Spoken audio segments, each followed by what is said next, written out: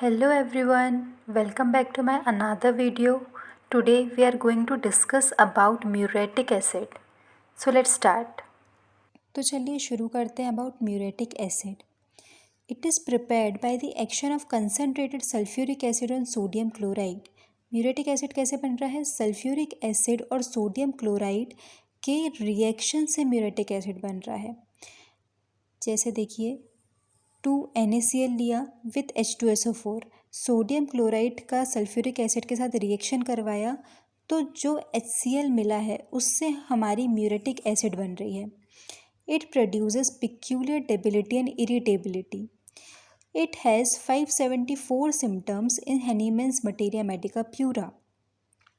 Muriatic acid covers 574 symptoms. इतनी broad medicine है ये कि ये 574 सिम्टम कवर कर रही है in Hahnemann's materia medica pura.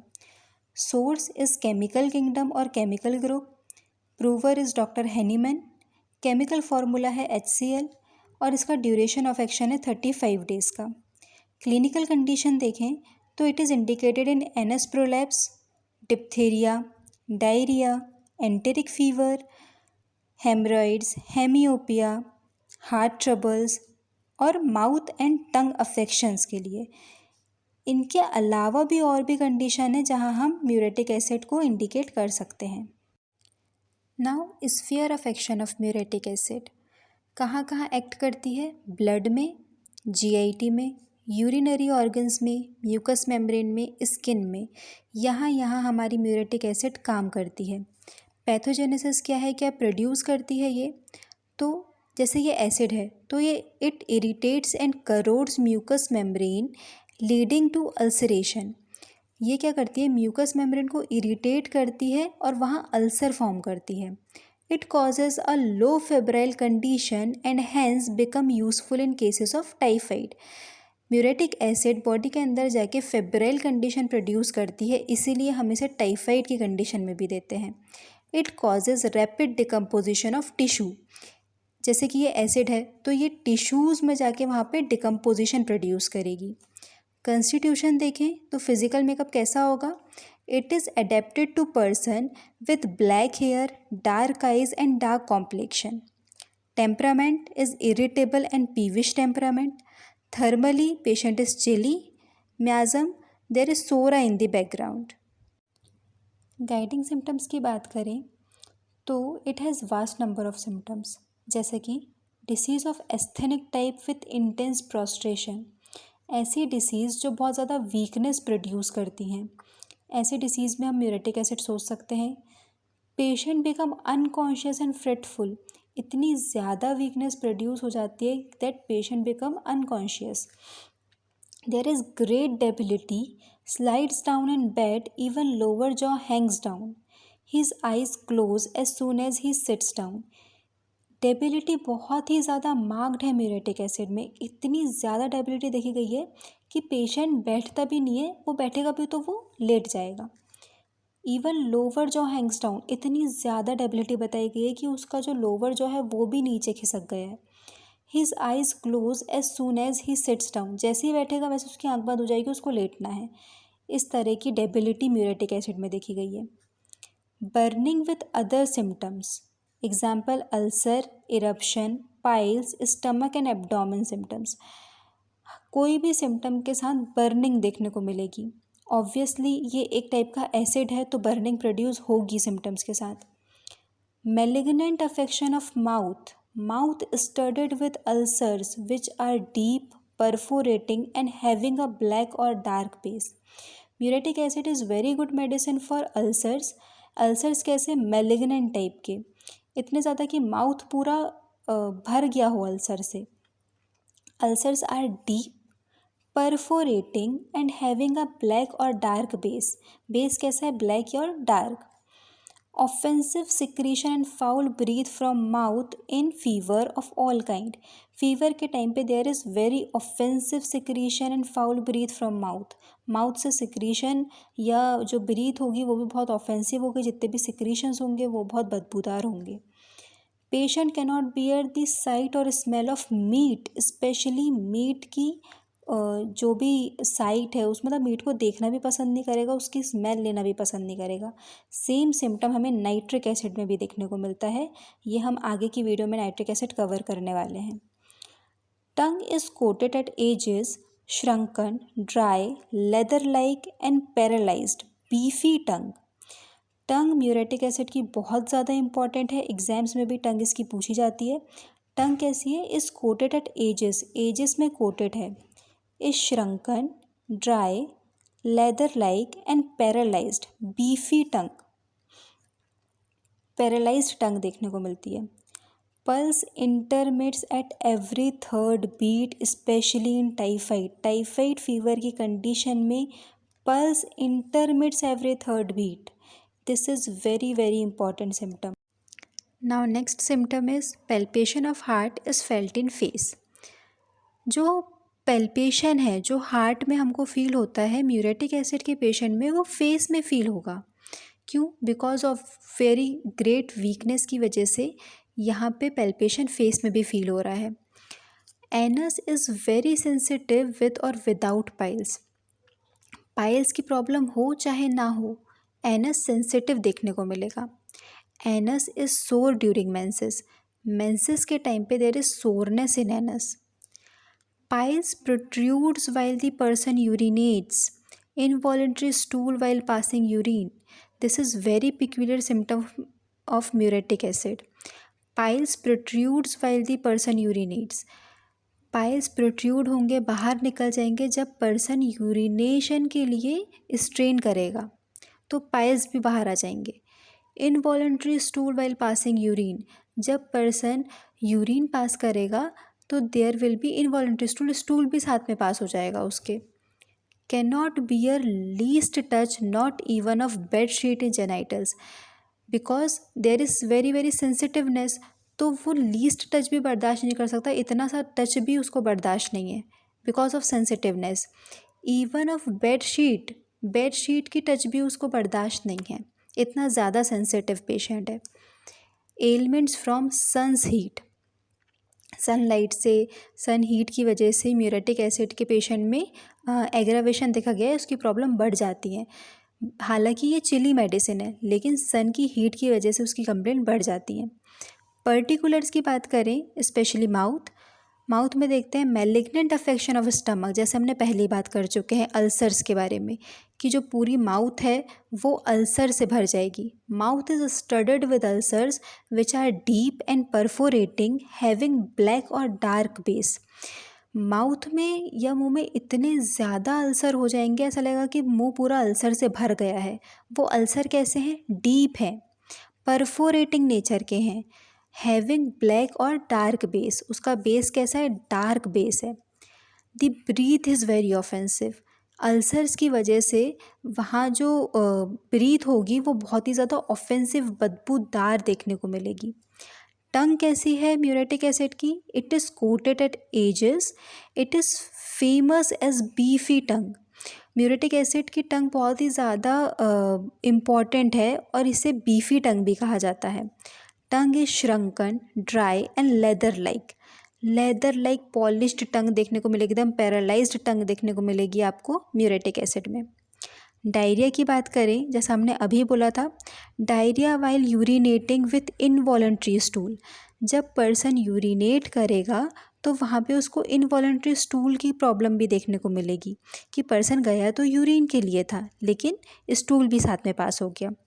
Involuntary stool even when passing wind, flatus pass करने में भी उसको स्टूल अपने आप निकल जाएगा। यही जो सिम्टम है वो फॉस्फोरस और एलोज में भी देखा गया है। हम हेमरॉइड्स की बात करें, हेमरॉइड्स कैसा है म्यूरेटिक एसिड का? तो hemorrhoids are very sensitive and painful to touch. जैसा हम पहले बोल चुके हैं कि एनस जो है वो बहुत सेंसिटिव है, पाइल्स के साथ भी, और अगर पाइल्स ना हो तो उसमें भी एनस सेंसिटिव देखने को मिल रहा है। तो हेमरॉइड्स के साथ में there is very very sensitiveness. It is swollen and blue colour के पाइल्स आपको देखने को मिलेंगे, जैसे एलोज में भी हम पढ़ते हैं कि there is blue coloured piles, तो म्यूरेटिक एसिड में भी हमको ब्लू कलर के पाइल्स देखने को मिलेंगे which is swollen. It appear suddenly in children, specially children में पाइल्स की कंडीशन, हेमरॉइड्स की कंडीशन देखी गई है। It is too sore to bear the least touch. Even the touch of bedsheet is uncomfortable. इतनी ज़्यादा सेंसिटिवनेस है कि वो थोड़ा सा भी टच बर्दाश्त नहीं कर सकता. Even the touch of bedsheet is uncomfortable और unbearable to the muriatic patient. Haemorrhoid prolapse while urinating. जब यूरिन पास करेगा तो अपने आप जो पाइल्स है वो भी प्रोट्रूड हो जाएगा. ये सेम सिम्टम हमें बेराइटा कार में भी देखने को मिलता है. यूरिन की बात करें तो urine passes slowly, the bladder is weak, so he has to wait for a long time to pass urine. क्या है, ब्लैडर वीक है. ब्लैडर वीक होने के कारण जो यूरिन है वो स्लोली पास हो रहा है, तो पेशेंट को बहुत टाइम देना पड़ता है ताकि पूरी यूरिन अच्छे से पास हो जाए. यही सेम सिम्टम हमें नेट्रम म्यूर में और हेपार सल्फ में भी देखने को मिलता है. Anus protrude before urine can pass. Urine करने गया है पेशेंट, लेकिन यूरिन पास करने के पहले ही एनस प्रोट्रूड हो जाएगा या पाइल्स उसके प्रोट्रूड हो जाएंगे, बाहर निकल जाएंगे. Cannot urinate without having bowel movement at same time. वो यूरिन करने गया है लेकिन यूरिनेशन कब तक नहीं होगा उसका, जब तक के बावल मूवमेंट स्टार्ट नहीं हो जाएंगे. जैसे हम पहले बोल रहे हैं कि इनवॉलंटरी स्टूल भी देखने को मिल रहा है साथ में, तो यूरिनेशन जब तक नहीं होगा तब तक बावल मूवमेंट साथ में ना हो, स्टूल भी साथ में ना निकले, तब तक यूरिन भी नहीं निकलेगा.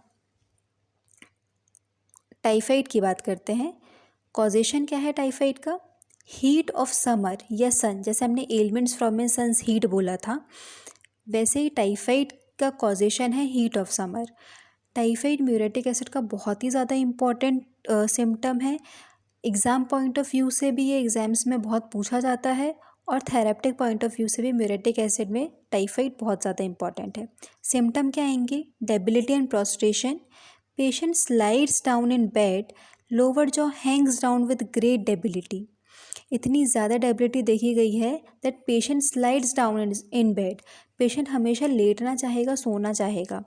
The lower jaw hangs down with great debility. इतना ही ज़्यादा डेबिलिटी देखी गई है जैसे जो लोअर जॉ है वो एकदम नीचे आ गया है, लटक गया है.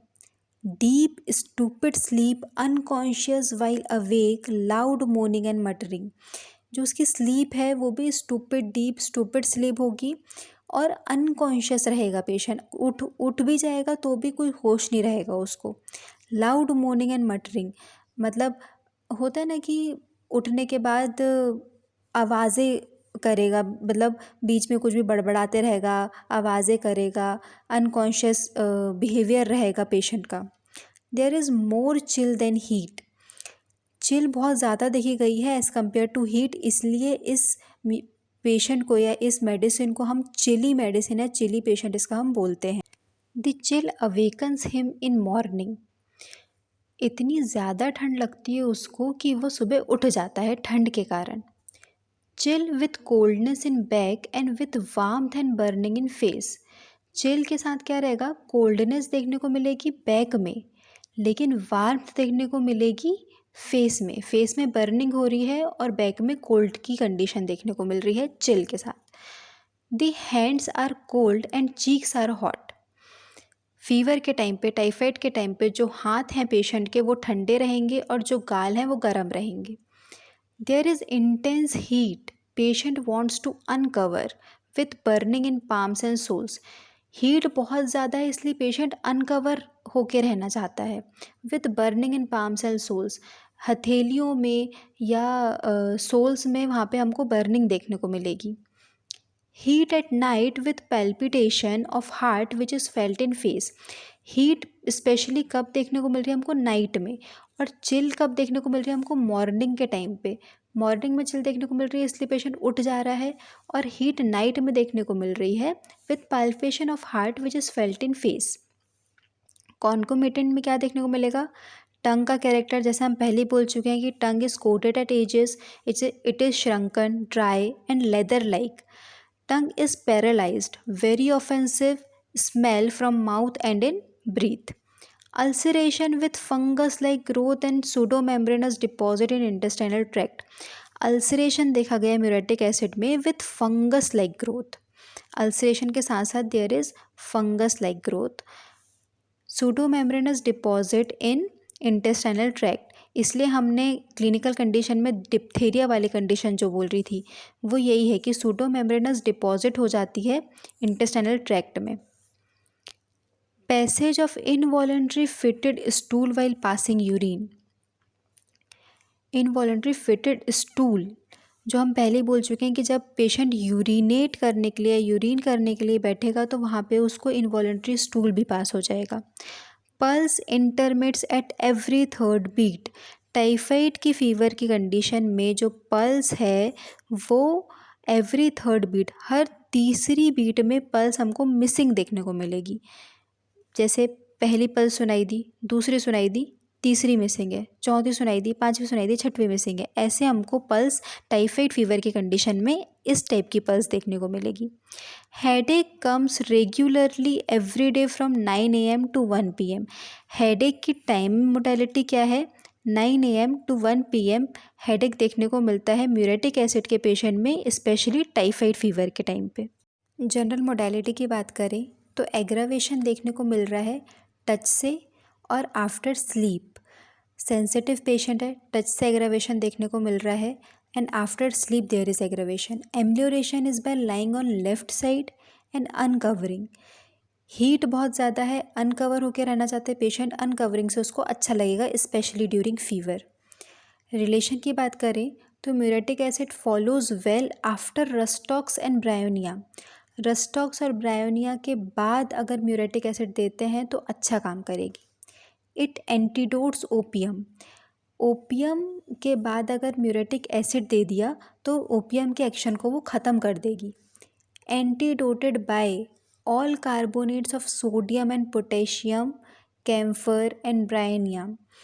म्यूरेटिक एसिड को कौन एंटीडोट कर सकता है? तो सारे कार्बोनेट सोडियम के और पोटेशियम के plus camphor and bryonia antidote करेगा म्यूरेटिक एसिड को। इसलिए हम बोल रहे हैं कि जैसे फॉलोज वेल में भी ब्रायोनिया है और एंटीडोटेड बाय में भी ब्रायोनिया है। फॉलोज वेल कब? जब ब्रायोनिया के बाद अगर म्यूरेटिक एसिड देंगे तो अच्छा काम होगा, लेकिन अगर म्यूरेटिक एसिड के बाद ब्रायोनिया दे दिया तो वो एंटीडोट कर देगी म्यूरेटिक एसिड को। Thank you. So here we are done with our muriatic acid. I hope you like this video. Don't forget to like, share and subscribe my channel. See you in next video.